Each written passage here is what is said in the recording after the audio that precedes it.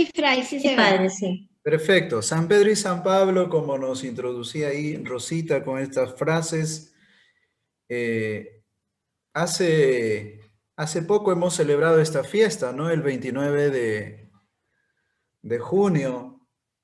Y hoy vamos a conocer quizá algunos rasgos que seguramente por ahí también ustedes ya han escuchado, pero es importante recordarlos también, ¿no? Lo primero que hay que decir, hermanos, que Pedro y Pablo son apóstoles. Ustedes dirán, Pedro sí lo es porque fue escogido, ¿verdad? Pero Pablo, ¿cómo es posible que sea apóstol?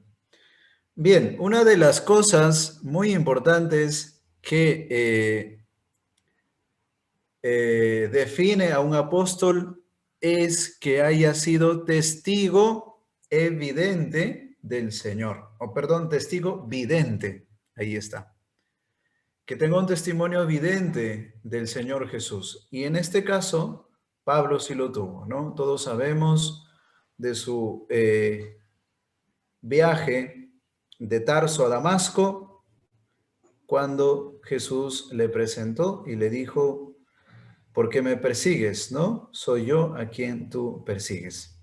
Bien, un Pablo y un Pedro que definitivamente los vemos así muy diferentes. En aquel día de la fiesta les decía a la gente, eh, Pedro se caracterizaba por ser un hombre que se caía y se levantaba, incluso después de haber sido llamado, después incluso de haber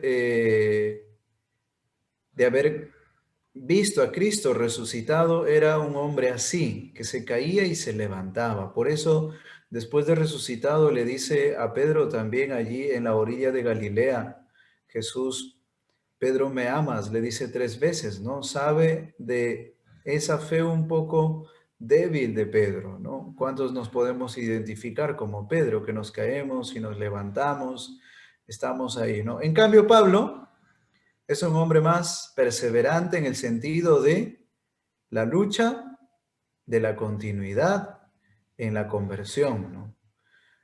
Es un hombre que no retrocede después de la conversión. Pedro, si lo vemos ahí, que se hace para atrás, a veces no duda, tiene sus negaciones a Jesús, es tentado. En cambio, Pablo es fuerte, recio, se va de frente, combate, lucha, no lo tiene miedo a los terremotos, a las ideologías, a la filosofía pagana de aquel entonces. No tiene miedo a entrar en cualquier cultura. Poco le importa, ¿no? ¿Por qué? Porque estaba convencido de lo que había vivido, ¿no? La experiencia de un Cristo resucitado. Hasta ahí entonces quiero poner 2 puntos muy importantes en consideración. Anoten, Pedro y Pablo son apóstoles. Para ser apóstoles se tiene que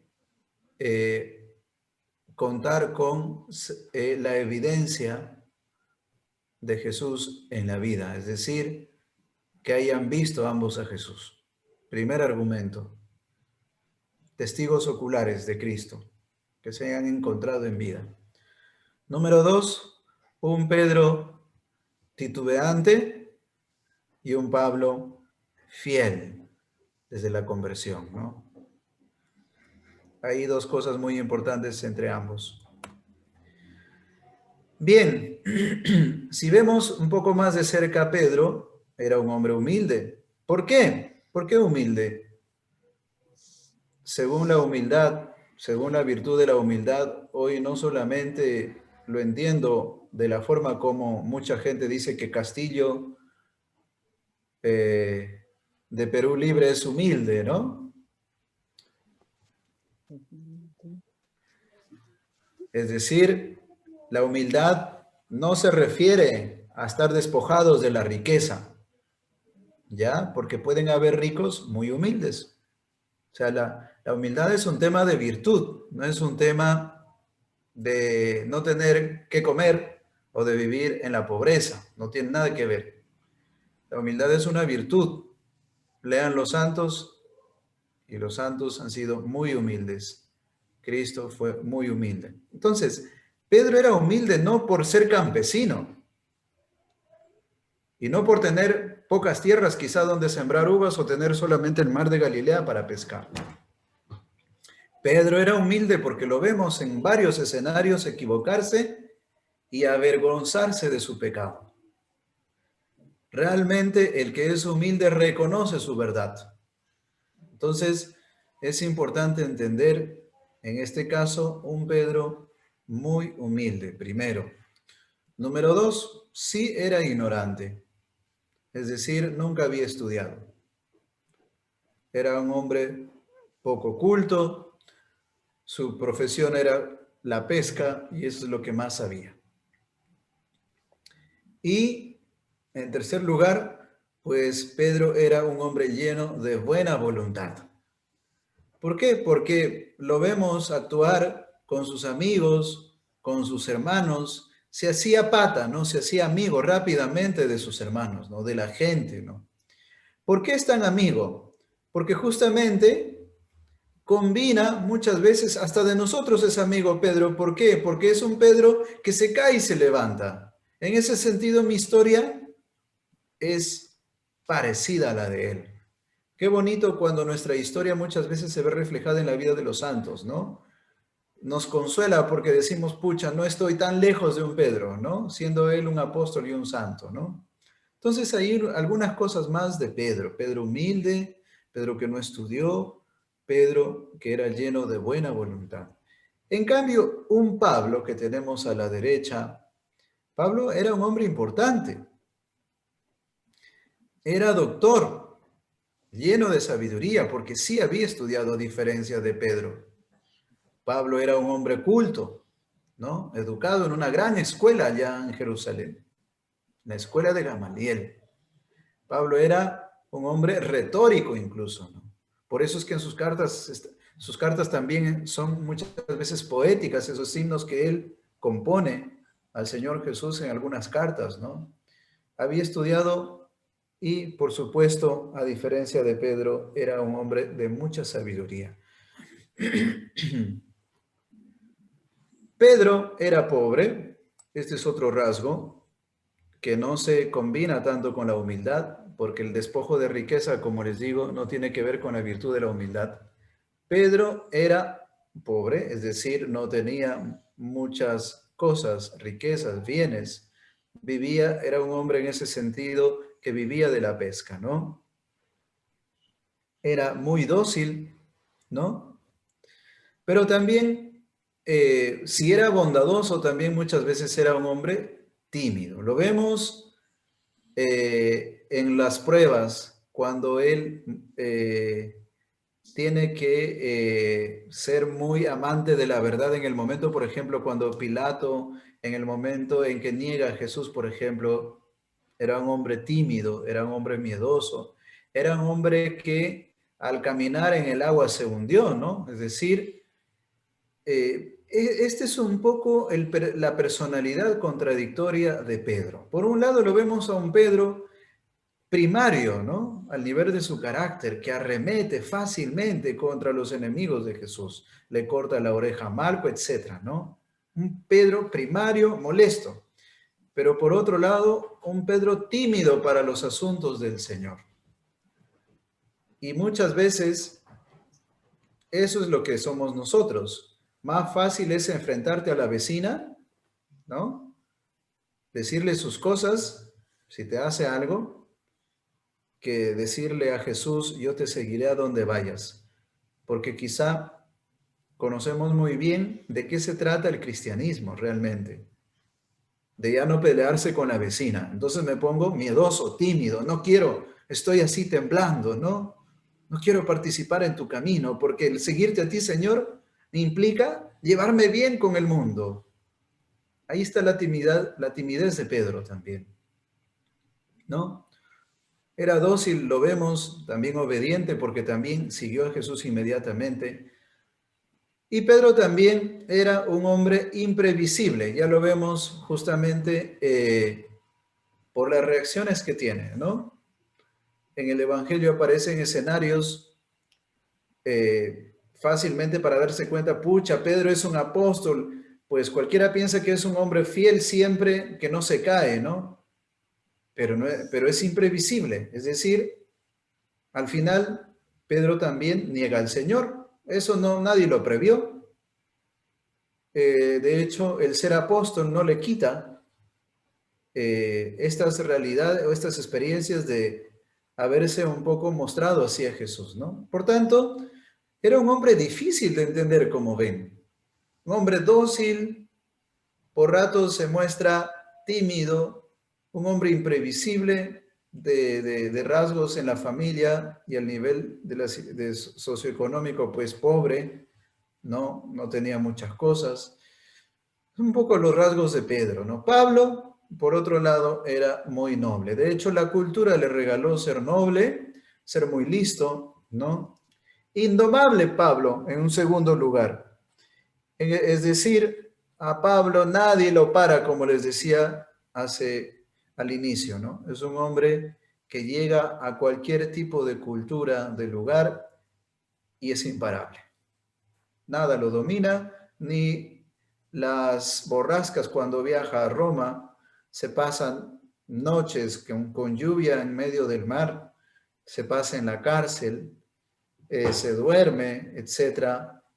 Definitivamente sigue para adelante, ¿no? Por eso se dice también que era un hombre arriesgado, decidido. Son elementos básicamente que diferencian a estos hombres, ¿no? A nivel físico, los dos también eran diferentes, obviamente, pero todas esas diferencias para Dios no pesan, Él no las pone en la balanza, ¿no? Pablo entendemos que fue llamado ya de más años que Pedro. Pedro fue llamado un poco más joven para servirlo.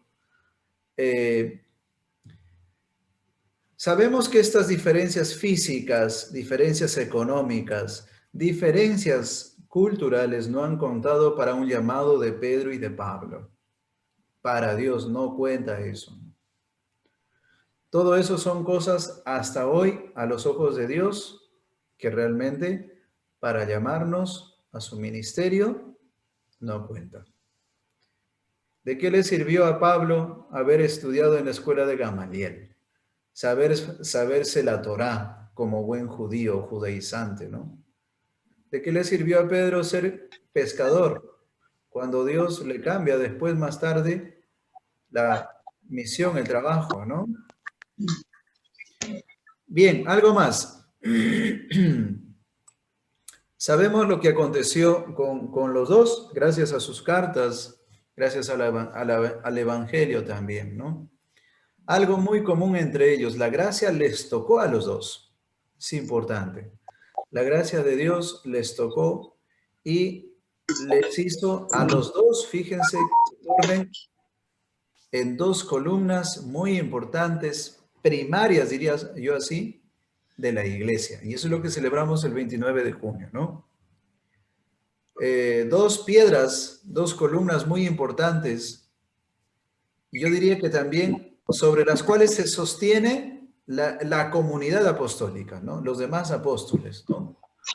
Porque Pedro era el primero entre los hermanos y Pablo también entre las comunidades, ¿no? Entonces, podemos decir que la gracia les hizo fuertes, les hizo indomables a ellos y les hizo dos columnas muy importantes de las primeras comunidades cristianas.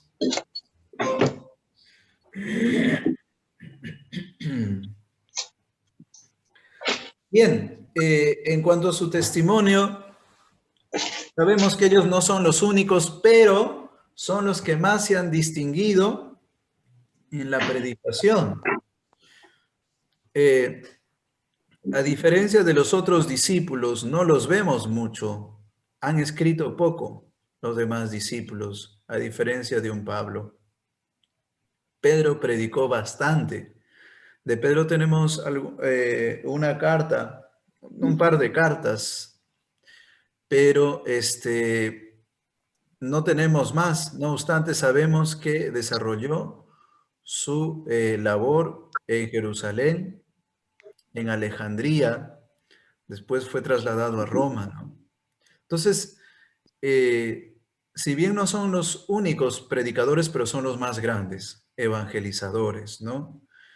Hablaron del Padre a morir por toda la humanidad y en el nombre de Jesús. Se distinguen también por esto, estos hombres, a diferencia de toda la comunidad apostólica. ¿Algo más?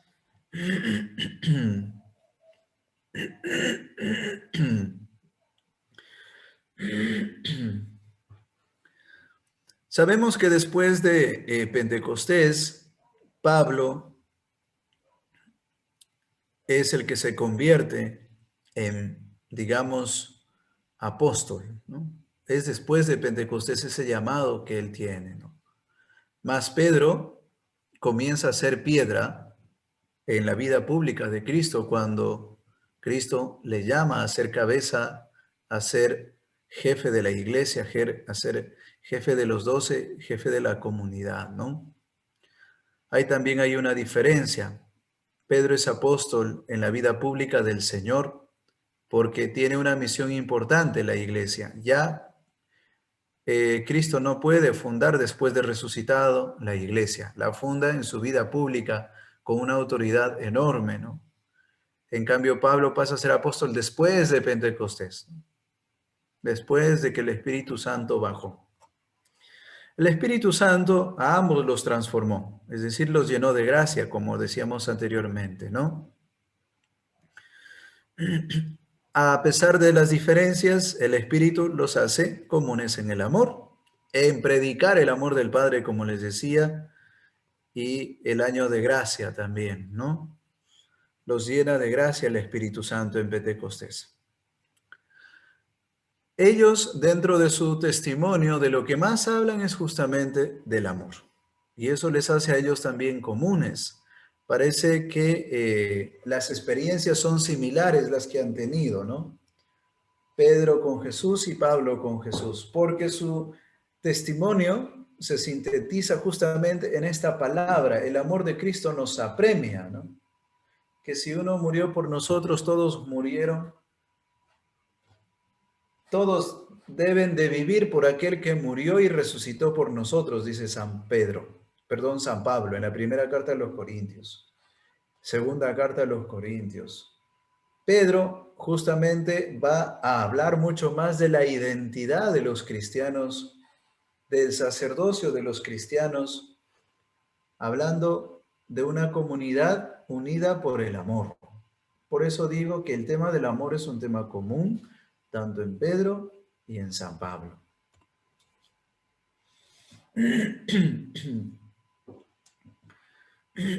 Fíjense también, ambos murieron, además de que ambos fueron llenos de gracia, además de que ambos fueron llenos del Espíritu Santo, además de que ambos predicaran y tenieran un tema común sobre el amor, ambos murieron en Roma, martirizados por testimoniar acerca de este amor de Jesús.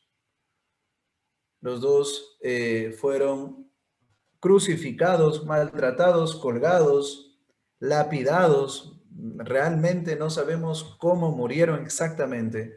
Se dice que Pedro fue crucificado.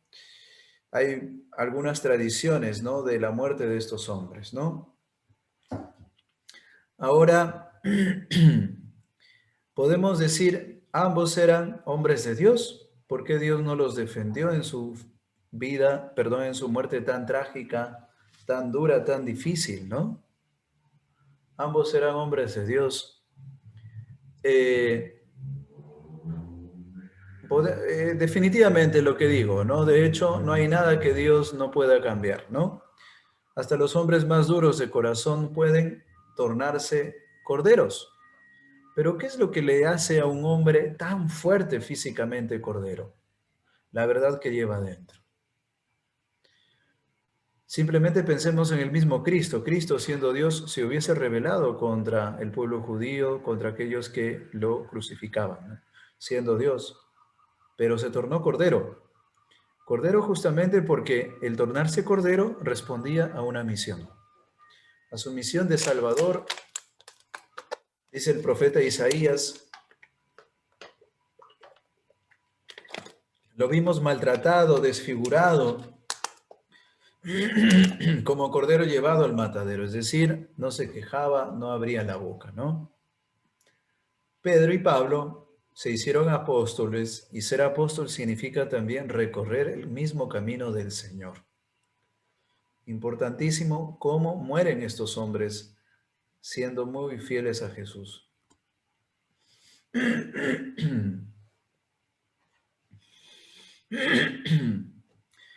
Tenemos que admitir que estos hombres, para aguantar todo el suplicio en Roma, han tenido que ser poseídos por la gracia.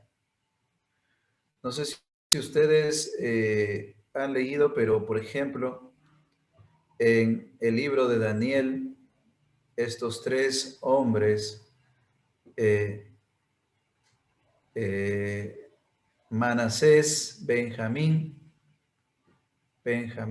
Manasés, y el otro se me fue el nombre, cuando son tirados al horno ardiente no se queman, ¿no? No se queman, justamente porque han sido traspasados por la gracia. La gracia les sostiene. En el siglo III, cuando perseguían a los cristianos y los emperadores realizaban grandes espectáculos, soltando en los coliseos allá en Roma a las fieras para pelear con los cristianos, muchos de los mártires allí que fallecieron en estos espectáculos, porque los romanos eran totalmente crudos, ¿no? Y les encantaba los espectáculos de los seres humanos con las fieras peleando, ¿no?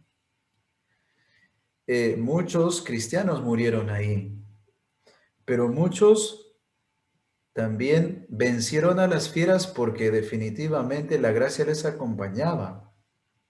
Al igual que estos tres jóvenes en el horno ardiente, en el libro de los reyes y de los macabeos, ¿no? Que no se quemaron.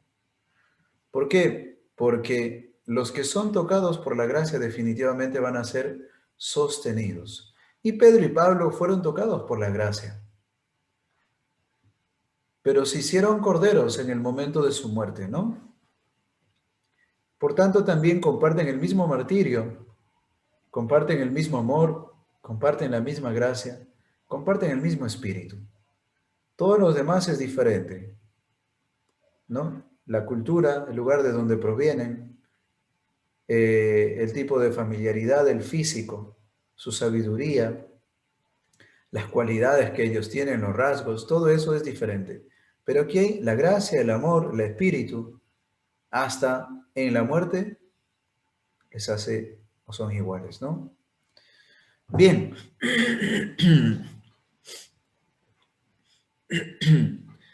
En torno a por qué quizás siendo Dios, siendo tan buenos y fuertes, Dios no nos ayudó a morir de otra manera y en paz, ¿no?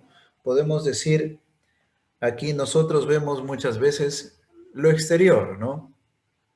Pero Dios justamente ve el propósito también del corazón. Dios ve el corazón, ve la profundidad, ve ese misterio que le envuelve al ser humano en su humanidad, pero también un misterio de gracia, un misterio divino que le envuelve para hacerlo de alguna forma fuerte, ¿no?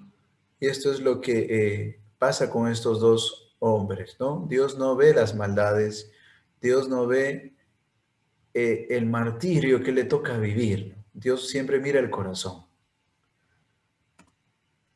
No sabemos las razones por las que Dios permitió que falleciesen martirizados estos dos, ¿no?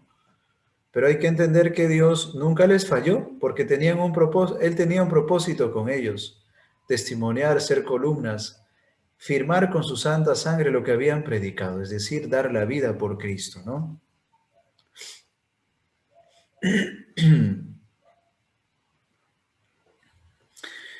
En su elección, Dios primero a ambos los escoge, ¿no? Es decir, no interviene en esta elección lo que les había dicho su forma de vivir. Dios los escoge y los llama por dos razones. Primero, los llama por amor. Esa es la razón principal. pero también de por medio está una misión, es decir, para ser enviados. Por eso Pedro se lanzará a la predicación y a la enseñanza del Evangelio en las comunidades solo judías, luego escribirá sus cartas a esas comunidades, y luego Pablo, a diferencia de Pedro, es enviado a las zonas griegas, a las zonas más cultas, a las zonas donde se estudia la filosofía, a las zonas donde las culturas son más difíciles de transformar, ¿no? Por eso es que a Pablo lo vemos muchas veces peleándose, entre comillas, con distintas sectas, con distintos grupos judaizantes todavía que habían sido parte de su confesión antes, ¿no? Y ahora de perseguidor pasa a ser perseguido Pablo, ¿no? Dios los escoge por amor y para ser enviados, ¿no?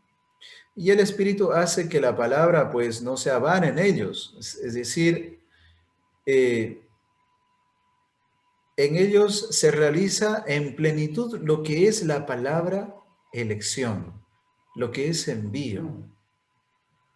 Hoy Dios nos elige, nos llama, nos envía, pero el envío lo hacemos muchas veces a medias, es decir, no damos todo lo necesario, nos dejamos llevar por el contexto, nos dejamos llevar por la seguridad en una misión, nos dejamos llevar por ciertas enfermedades a veces, ciertos temores. Pedro y Pablo no eran así, ¿no? Es decir, el Espíritu que descendió en ellos les hace ser auténticos apóstoles, les hace ser desprendidos, no llevan nada para su evangelización. Les asiste en lo más difícil que ellos van a pasar, que es como su muerte o el naufragio que tuvieron yendo a Roma, ¿no?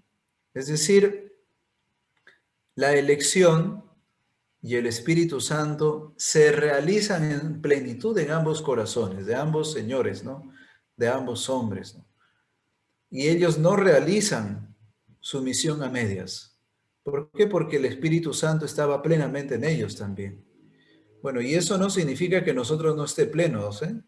No podemos decir que nosotros tenemos un poquito del Espíritu y ellos tenían más, justo porque habían estado en Pentecostés y nosotros no. No ha cambiado, queridos hermanos, el Espíritu en nuestra vida. El mismo Espíritu que tú y yo hemos recibido, lo recibieron ellos en Pentecostés. Así, con todo el poder. Eran hombres apasionados, definitivamente amaron mucho su vocación, ¿no? El apasionamiento significa que alguien desea tener siempre delante a la figura, a la persona que ama, definitivamente, ¿no? Cuando uno se enamora, está apasionado, es decir, no puede vivir sin él o sin ella, ¿no? Lo quiero aquí tener presente, quiero verla, quiero verlo, no quiero abrazarlo, apasionado.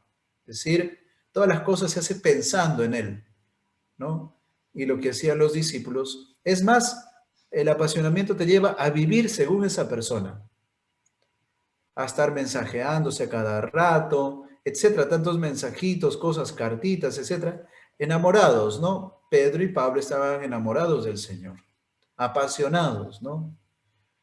Sus pensamientos, sus cosas, fácilmente, ¿no? Se dan o son signos de un apasionamiento, de una decisión que lo habían tomado con seriedad.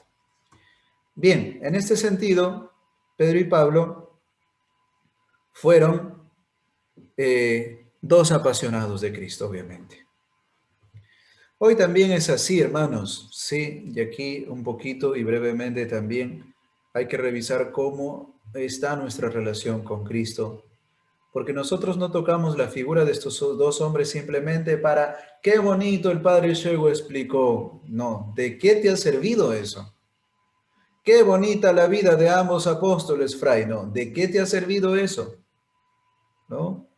¿Hay algún rasgo que te puede servir para aplicarlo a tu vida? ¿Qué cosas? San Agustín, fíjense, dice, cuando enseñes, no te quedes solamente en enseñar el conocimiento. Está bien, enseña el conocimiento, pero el conocimiento te tiene que llevar a la verdad y a abrazarla, a esa verdad conocida. Entonces yo estoy hablando ahora de estas dos figuras, pero no nos quedamos en qué lindo, qué genial hemos conocido a ambos, no, sino qué hay detrás. Hay una verdad, la verdad con la que se encontraron ellos también, ¿no? Entonces, Dios hace estas cosas acontecer de forma maravillosa, ¿no? Que nos sorprenden a nosotros como persona. Y que si Dios no tiene por qué repetir la historia de Pablo y de Pedro en ti, ¿eh? No tiene que hacerte apóstol de él, o sea, no tienes que ser testigo evidente, visionario o vidente de él. Para eso está la fe, ¿no? Entonces, sea quien fuera y lo peor que haya sido, como un Pedro, como un Pablo sobre todo que mataba a cristianos, Dios cuenta justamente con, no con nuestra historia, cuenta contigo, cuenta con tu corazón, cuenta para enviarte, eres un instrumento del Señor. Ambos creyeron en Cristo, tuvieron fe, ambos se abandonaron en el Señor, se apasionaron, ¿no? En ese sentido, pues decimos que Jesús los transforma de pecadores a santos a estos hombres, ¿no? Cuán importante es el tema de la fe en un Pedro, en un Pablo, cuán importante fue la fe en ellos para dar eficacia a la palabra. Ser eficaz significa que la palabra en ellos producía frutos abundantes cuando decían algo, ¿no? Eficaz. Cuando, por ejemplo, no sé, dices, este lapicero sí es eficaz, es decir, produce lo que tiene que producir, lo hace lindo, ¿no? Eficaz. Una persona es eficaz cuando da realmente aquello que, para lo que se ha comprometido, ¿no? Pablo y Pedro fueron eficaces, dieron aquello exactamente, eh, digamos, hicieron coherente al espíritu que recibieron en su vida. Ahí está, ese es el término. Actuaron conforme el espíritu ellos lo habían recibido, conforme la gracia, conforme la misión. Eso nos cuesta mucho a nosotros, hermanos, llegar a ser realmente como la gracia del bautismo ha entrado en mí, como la gracia de la confirmación. Estamos lejos aún de ello. Los grandes predicadores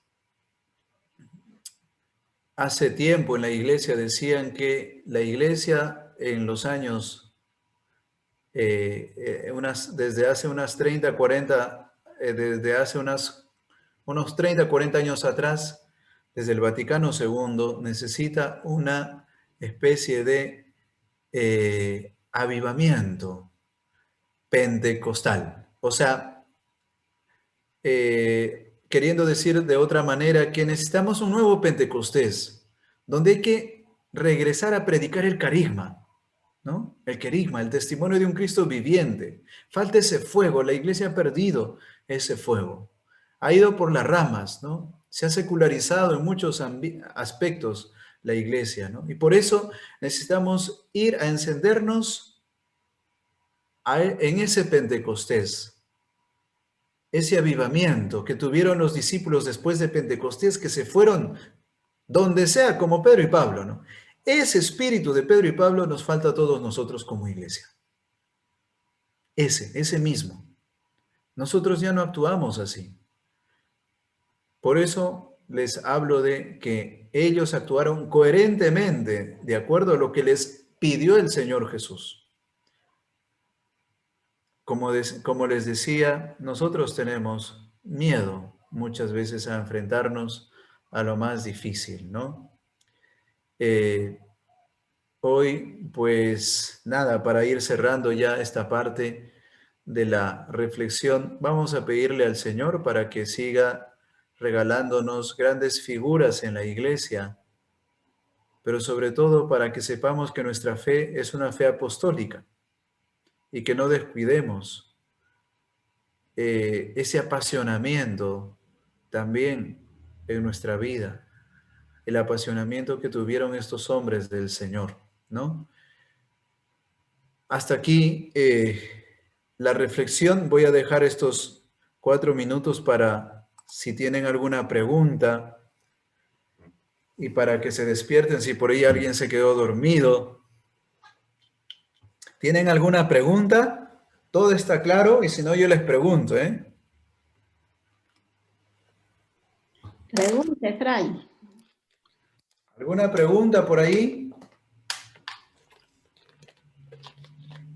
A Padre ver, Chego, una pregunta, sí. Padre Cheguito. Mire, yo no entiendo, usted habló más o menos de que por qué sufrieron ese castigo tanto Pedro y Pablo, ¿no? O sea, murieron de esa manera, ¿no? Ujú. Entonces, yo digo, como no llegué a entender cómo, como que Jesús no los ayudó mucho, ¿no? Entonces, Claro. me quedo con esa pregunta. Bueno, es Esa, importante entender, fíjate, que el auténtico discípulo está llamado a vivir como el maestro y a compartir el mismo destino. No tenemos por qué asustarnos los mártires, porque han muerto mártires, qué mala gente que los han crucificado, ¿no? No, se han comprometido al 100% a seguir al Señor. Dice San Juan, la primera carta del apóstol San Juan, el que cree en Jesús debe vivir como vivió Él. ¿Cómo vivió Él? Compartir sus padecimientos. San Pablo también en la carta a los filipenses dice, tengan los mismos sentimientos de Cristo, el mismo sentir, es decir, la misma mirada como veía él las cosas, el mismo corazón. ¿Qué haría Cristo en cada momento? Si Cristo no abrió la boca y fue llevado como cordero al matadero, ¿cómo podemos ver nosotros las cosas cuando se trata de dar la vida, no? Entonces, la gracia hizo su papel, el Espíritu hizo su papel durante el martirio de estos hombres, ¿no? Hizo su papel, es decir, les ayudó a morir de la forma como murieron, ¿no? Y ese mismo testimonio lo vemos reflejado en muchos mártires de la iglesia. Han ido cantando gloria y aleluyas felices a la crucifixión. ¿Quién de nosotros haría eso? Si mañana nos amenazan a muerte y me dicen, mañana a las 3 de la tarde si sales a la calle no sé, pues te disparo, ¿no? O te apreso y te llevo al calabozo, te voy a ahorcar ahí. No, no podríamos salir, ¿no? Porque estamos amenazados. Estos hombres estaban amenazados tiempo, ¿no? Aún así no dejaban de anunciar el nombre de Cristo con alegría. Estos mártires del Japón del siglo XVI, XVII, eh, dice las crónicas, dice el martirologio, que iban cantando el salmo. Qué alegría cuando me dijeron, vamos a la casa del Señor, ¿no? Alegres iban a la muerte y los fusilaron, ¿no? Por el nombre de Cristo, porque le dijeron que apostataran, que renuncien a esa religión, que renuncien a esa religión en la cual se dan orgías, confunde al pueblo. Existe otro Dios y el Dios es el emperador, ¿no? Entonces, obviamente los hombres nunca se rindieron ante el emperador, ¿no? Y el día que les llevan al suplicio van cantando este tipo de salmos, ¿no? Qué alegría cuando me dijeron. En los siglos 2, 3 y 4, hasta el 325, cuando Constantino saca el edicto donde dice, por favor, ya no perseguiremos a los cristianos desde hoy. Desde hoy habla paz en Roma. No se perseguirán más. Y muchos cristianos que estaban listos para ir a los coliseos a pelearse con las fieras y morir mártires, quedaron deprimidos. ¿Por qué? Porque querían morir mártires. Ese era el objetivo de estos grandes cristianos. No tenían temor. Entonces, al decretar Constantino esta paz universal y al no perseguir a los cristianos, ¿qué hicieron estos cristianos que habían de alguna u otra manera querido morir dando la vida por Cristo? Se salen al desierto. Y esos son los estilitas, se hacen monjes Van a vivir otra especie de martirio de dar la vida ahí por Cristo, abandonados en la oración, ¿no? Entonces, ya no había martirio, ellos no podían decirle a otros que le matasen, que los matasen, menos suicidarse, ¿no? Entonces, vamos al desierto, salimos, ¿no? Entonces, es importante entender el contexto también. En aquellos entonces, morir como Cristo murió era el ideal del cristiano. Hoy no. Obviamente temblamos a morir como el Señor.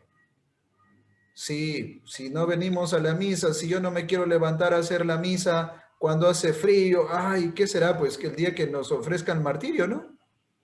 Miren en qué planes muchas veces nos ponemos, ¿no? Ahora, si al frío que tenemos, no sé cuántos grados, estamos 10 grados, 12 grados, ay, no me voy a misa, ¿no? Porque hace mucho frío.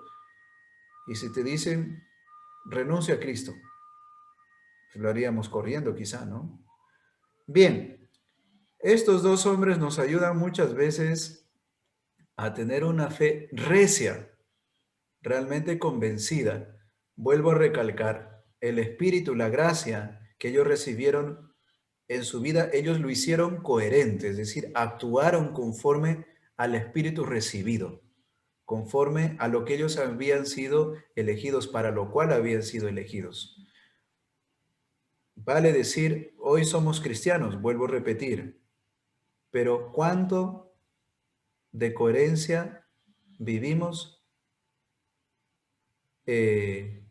según el llamado que se nos ha hecho, ¿no? Vivimos muchas veces a nuestro estilo muy personal la vida cristiana, ¿no? Padre Chego, Sí. discúlpeme, ¿por qué Pedro era imprevisible? ¿Falta de fe? No. No era un hombre de poca fe, ¿ah? Era un hombre de Pedro poca era fe. imprevisible justamente por lo primario que era. Tú no sabías cómo iba a reaccionar mañana. En ese sentido es imprevisible. Tú lo ves siendo fiel a Jesús, te seguiré, Señor, pero resulta negándole antes de que cante el gallo, por ejemplo, ¿no? Señor, quiero ir caminando hacia ti, voy, mándame nomás. Y se hunde, ¿no? Señor, haré todas las cosas en tu nombre, y después no habían podido expulsar ni sanar a los enfermos. Qué poca fe tenéis, ¿no? Pedro estaba ahí. Señor, Señor, qué bien se está aquí. Fíjate, las reacciones de un Pedro. Entonces, si decimos Pedro era recontra fiel, sí, pero imprevisible muchas veces con sus reacciones, ¿no? Muchos, padre. Como nosotros, ¿no? Gracias, Padre Chego. Mañana no sabemos, ni yo sé qué hacer mañana, pero ¡pum! Me sale una reacción, ¿no?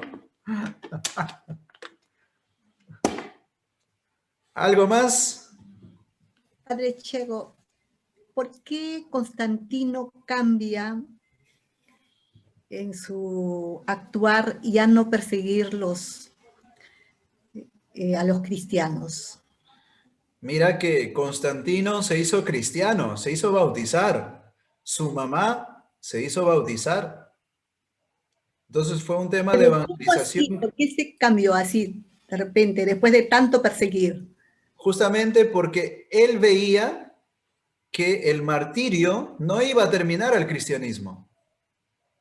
¿Cuál era la finalidad de ponerlos a pelear a los cristianos en las fieras y de matarlos? Acabar con ellos. Es la única finalidad de los emperadores previos a Constantino. Pero Constantino se dio cuenta de que era imposible acabar.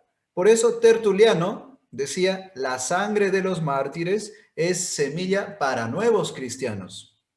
Es como decir, la sangre de todos ellos regaba y fecundaba a la iglesia y multiplicaba esa misma sangre a que existan más cristianos. Era imposible. Y bueno, no muchos, sino los emperadores previos a Constantino eran muchas veces mal informados de lo que hacían los cristianos porque los romanos, los emperadores, no entendían, por ejemplo, de las reuniones que hacían los cristianos.